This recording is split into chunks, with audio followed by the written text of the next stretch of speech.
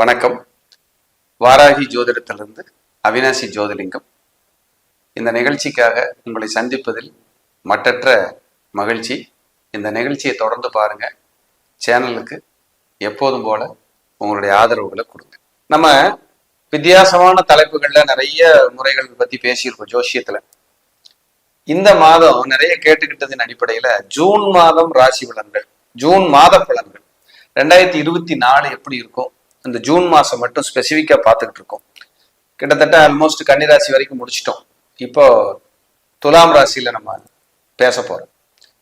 எப்படி இருக்கும் அப்படிங்கிறத ரத்தின சுருக்கமாகவும் தெளிவாகவும் பார்க்கலாம். இது பார்த்தீங்கன்னாலும் உங்களுக்கு ஒரு புரிதல் வரும். ஓ, நம்ம இந்த மாசம் இப்படி இருக்கணும், எப்படி நடந்துக்கணும், எப்படி இருக்கணும் அப்படிங்கிற புரிதல் வரும்.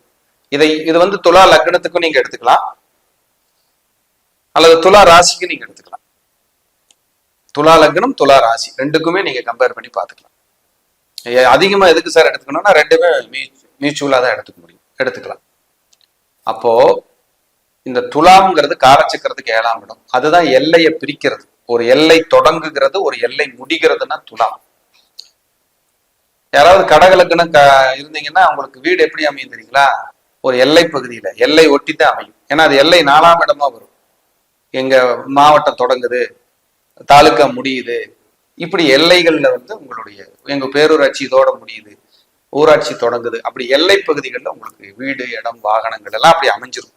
வீடு, நிலம், வாகனம் கூட இல்லை, வீடு, நிலம் அப்படி அமையும்.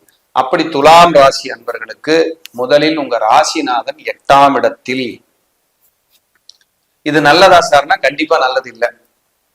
ஏற்கனவே குரு 8ல, அது விபரீத ராஜயோகமா இருந்தாலும் உங்க ராசிநாதன் 8ல் இருக்கிறது சிறப்பு இல்லை.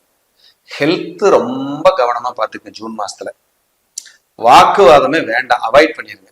எப்பா என்னை ஆளை விட்டுரு, நீயே போய் கொடியை நட்டுக்க இமயமலையில, என்னை ஆளை விட்டுருப்பா, அமைதியா நிதர்சனமா சந்தோஷமா அமைதியா போய்க்கிறது சேஃப்.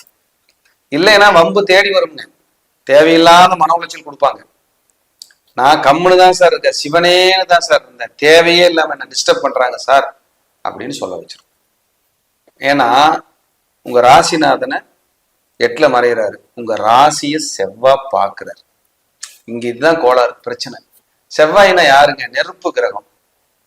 ஒரு வேகத்துக்கானவன், ஒரு கோபத்துக்கானவன். அவன் ராசியை பார்க்கறான், நம்ம சும்மா இருக்குமா?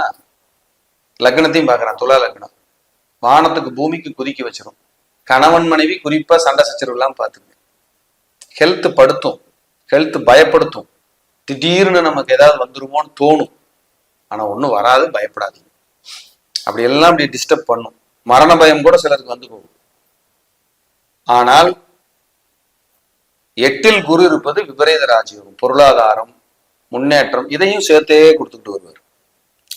இதுல லாபாதிபதி சூரியன் போய் 8ல மறைகிறார். மூத்த சகோதர சகோதரிக்கு உங்களுக்கு இருந்த உறவுகள்ல கசப்பு வரும், நண்பர்களுக்கும் உங்களுக்கும் கசப்பு வரும். இதுல 9 கூடவும் 8ல உங்க தந்தையாரோட ஆரோக்கியம் ரொம்ப முக்கியம். ஏதாவது ப்ரமோஷன், முன்னேற்றம் அப்படின்னா தடையாத்தான் இருக்கு, வீக்கா தான் இருக்கு. எப்ப சார் மாறுனா ஜூன் 15க்கு மேல எல்லாமே விமோச்சனம். அப்ப பாதி மாசத்தில் 15 நாள் கடுமையான போராட்டம், 15 நாளுக்கு அப்புறம் வளர்ச்சி. 9ஆம் இடத்துக்கு யார் வந்துடுறான்? புதன் வந்துடுறாரு, சூரியன் வந்துடுறாரு, ராசி லக்னாதிபதி சுக்கிரன் அங்க போயிடுறாங்க. 9ஆம் இடத்துக்கு போகும்போது அந்த 15 நாள் இருந்த தடை, தாமதம், நெருக்கடி, இருக்கிற இடம் தெரியாம போயிட்டு ஒரு மனநிறைவு கொடுத்தோம், ஒரு மன மகிழ்ச்சி அதை கொடுத்தோம். இது வந்து சூப்பர். அப்ப 15 தேதி, முதல் 15 தேதி ரொம்ப ஜாக்கிரதையா இருக்கணும், கவனமா இருக்கணும்.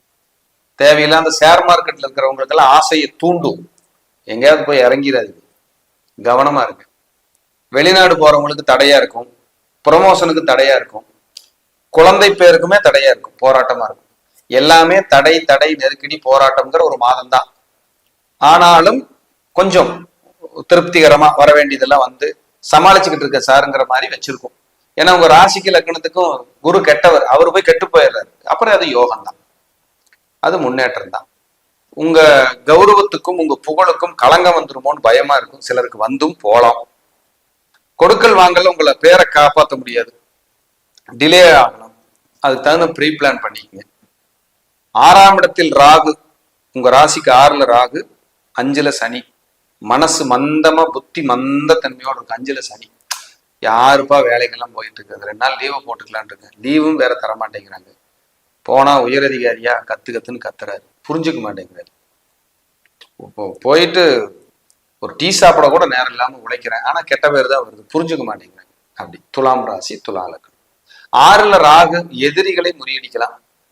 இத்தனை எல்லாம் மைனஸா இருந்தா கூட வழக்கு, எதிரி, பகையை முறியடிக்கிற காலம் 6ல ராகு வந்ததுனால.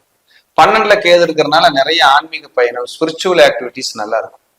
தொழில் செய்யறீங்க அப்படின்னா நிறைய உங்களுக்கு விரயங்கள் ஏற்படும். வருமான வரவு தடையா இருக்கும், நெருக்கடியா இருக்கும். தொழிலை விட்டுறலாமா, கம்முன்னு வேற மாத்திக்கலாமா, இப்படி எல்லாம் யோசனை வரக்கூடிய மாதமாக ஜூன் மாதம் இருக்கிறதுல இந்த துலாமுக்கு இந்த மாசம் கொஞ்சம் ஜூன் சரியில்லை தான், வீக்கா தான் இருக்கு.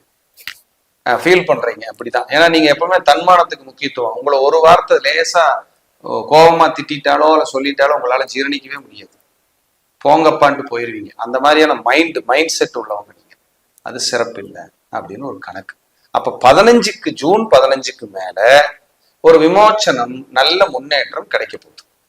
அப்ப நீங்க என்ன பண்ணலாம், நரசிம்மர் வழிபாடு பண்ணிக்கிட்டே வாங்க. ஒரு வெள்ளிக்கிழமையோ செவ்வாய்க்கிழமையோ போங்க, ஒரு நல்ல இம்ப்ரூவ்மெண்ட் கிடைக்கும், நல்ல மாற்றம். பார்ட்னர் போட்டு தொழில் செய்யறவங்களுக்கு இது ஒரு விமோச்சனம், நல்லதா இருக்குது, ஓகே. மனைவி பேர்ல தொழில் மாத்திக்கலாங்கிறவங்களுக்கு ஓகே. குழந்தைகளை ஏதாவது வெளிநாடு, வெளியூர், வெளிமாநிலம் அனுப்பலாம்ங்கிறவங்களுக்கு ஓகே. ஆனா என்ன, மறுபடியும் சொல்றேன், தடையாய் தான் நடக்கும் ஜூன் 15 வரைக்கும். அதுக்கப்புறம் ஈஸியா நடக்கும். நீங்க எதிர்பாராத விதமாக வளர்ச்சி அடுத்த லெவலுக்கு உங்களை கூட்டு போயிடும். அப்ப ஜூன் 15 வரைக்கும் நிதானம் காக்கணும், நரசிம்மர் வழிபாடு செய்யணும், கரெக்டா பண்ணிக்கங்க. 5ல சனி இருக்கிறதுனால இப்ப கன்சீவா இருக்கிறவங்க குழந்தை பேருக்காக கரெக்டா போய் ஸ்கேன் பண்றது, செக் பண்றது கவனம். பெண்கள் பார்த்துக்கணும், இது கவனமா இருங்க. பூர்வீக சொத்தில் வில்லங்கம் இருக்கிறவங்க ஜூன் 15க்கு மேல பேசுங்க. ஜூன் 15 வரைக்கும் வாயவே திறக்க வேண்டாம். நீங்க உண்டு, உங்க வேலை உண்டு. வாயை திறக்கணும்னா சாப்பிட்றதுக்கு மட்டும்தான். ஏன்னா ஜூன் 15 வரைக்கும் உங்களுக்கு நெருக்கடியான காலமா காட்டுது. நீங்களே ஃபீல் பண்ணுவீங்க, ஆமா சார் கரெக்டா சொன்னீங்க, இந்த டிஸ்டர்ப்கான காலமா தான் இருக்கு. ஆனாலும் தடைகளை முறியடிச்சு வந்துகிட்டு இருக்கோம்னா அதுல 6ஆம் இடத்துல இருக்கிற ராகுவும் 8ல் இருக்கிற குரு 2 சப்போர்ட் பண்ணுது. அதனால தடைகளை முறியடிச்சு நீங்க வந்துகிட்டு இருக்கீங்க அப்படின்னா மிகையே அல்ல.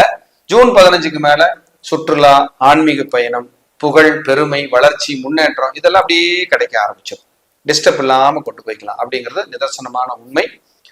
இந்த மாதம் 15 நாட்கள் ஒரு சுமாராகவும், 15 நாட்கள் ரொம்ப பிரமாதமாகவும் இருக்கிற மாதமாக இருக்கிறது. மீண்டும் ஒரு நல்ல பதிவில் சந்திக்கிறேன். நன்றி, வணக்கம், வாழ்க வளமுடன்.